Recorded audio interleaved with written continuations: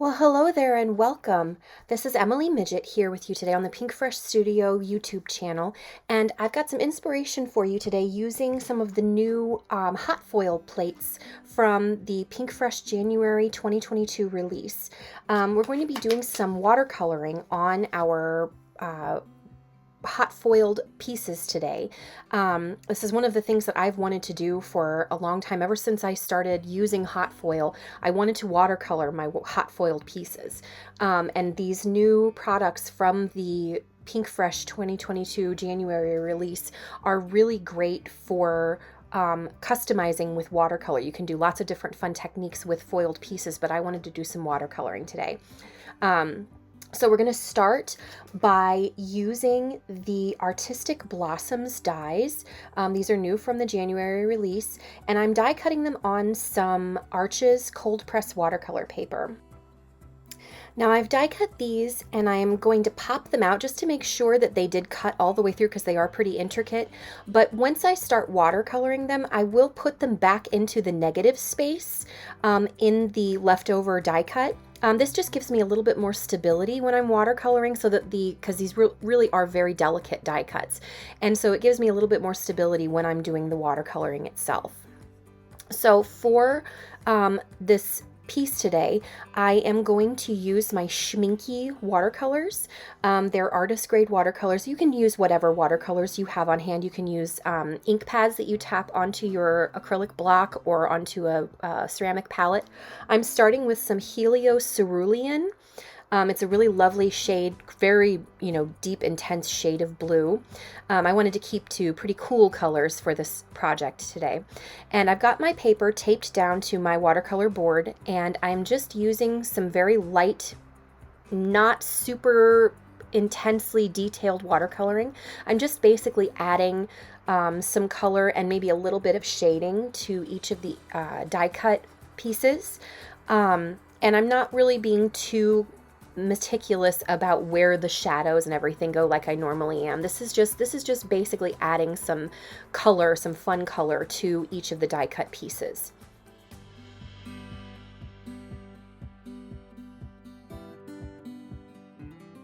And I am going to switch now to the Ultramarine Violet, which is a pretty shade of purple. And these colors work nicely together. So now I'm going to add some to the base of the flower, and then I'm going to clean my brush off and get it kind of wet with clean water. And then I'm going to pull that color out with the tip of my damp, clean paintbrush. And I kind of maneuver the color around, pushing and pulling the color depending on where I want the concentration of color to be.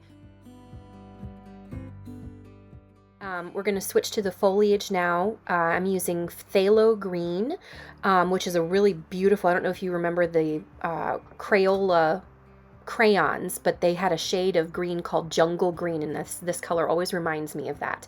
So I'm just adding lots of green, really beautiful, intense green to the foliage. I do go back after each layer dries and adds a little bit more intense color in certain spots, just because watercolor does dry lighter than when you lay it down. So if you start light, you can always intensify that color with subsequent layers.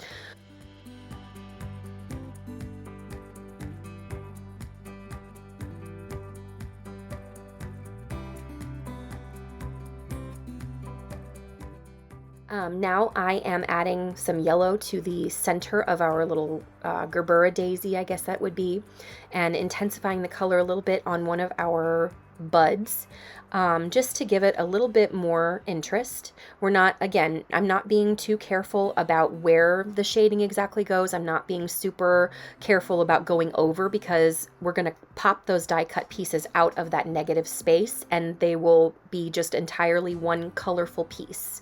You could also do this technique with ink blending too, if you like.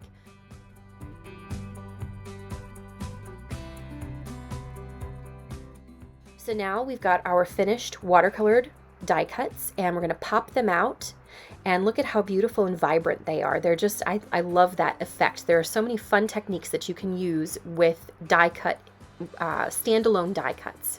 So now we're going to turn our attention to the card base. I have hot foiled this piece. This is the GeoBlocks foil plate. I have hot foiled that onto some Arches hot press watercolor paper. Hot press watercolor paper is smooth, which makes it really great for foiling. I don't tend to choose hot press watercolor paper, but for hot foiling, that is my preferred paper because it is smooth and so it picks up the hot foil really nicely. To create our ombre background, our ombre watercolored background, first I lay down plenty of clean water on my hot press watercolor paper, and now I am just adding some diluted color, the same 3 shades that we used for watercoloring the individual die cut pieces.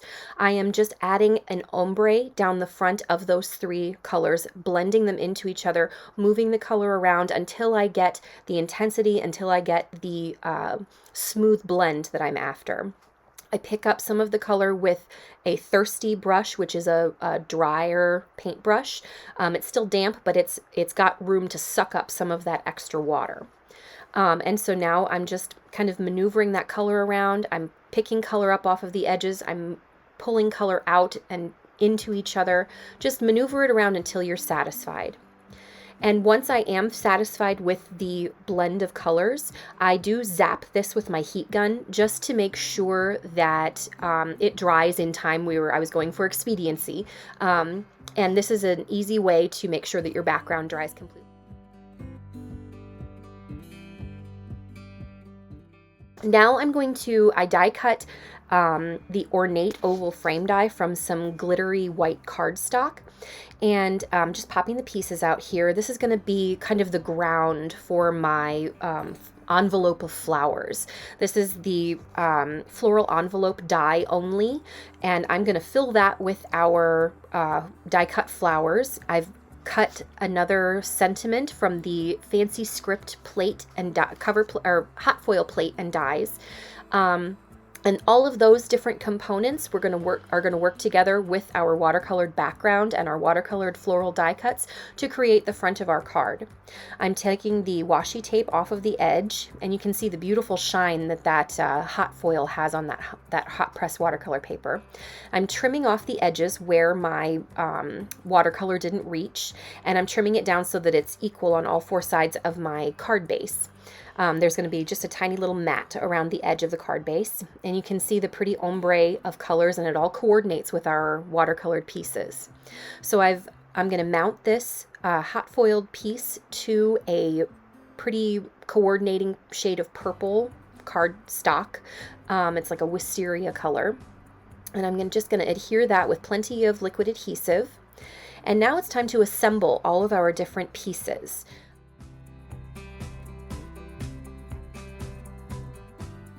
But right now I'm just getting a basic layout. I like to do that first before I started hearing anything down. I'm going to arrange the watercolored floral die cuts in my vellum envelope die cut, and I'm just going to adhere those down with some low-tack washi tape while I add some liquid adhesive to the back.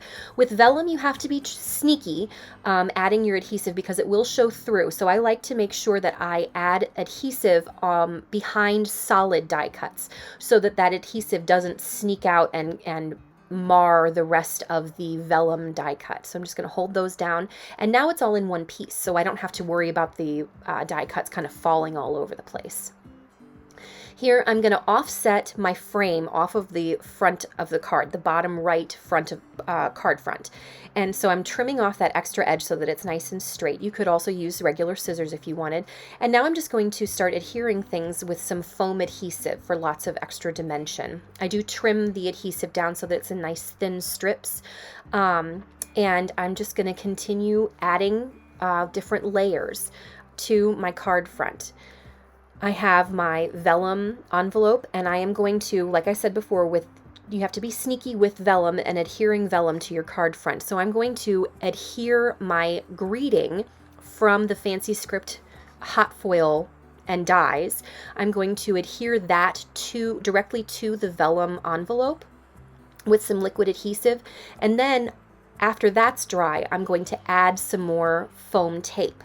and hide it behind those solid die cuts, behind the sentiment die cut and behind the floral watercolor die cuts. And this is a sneaky way to add your foam adhesive to the back of your vellum piece without actually having to adhere it to the vellum itself. So I'm just removing the release paper, and I'm gonna place a little bit of liquid adhesive where that would overlap with the frame. And again, being sneaky about putting it behind the solid die cuts and adhering everything down nice and tight. Now I'm going to add a few Essentials jewels. The beautiful iridescent teal, and I'll link it in the description below.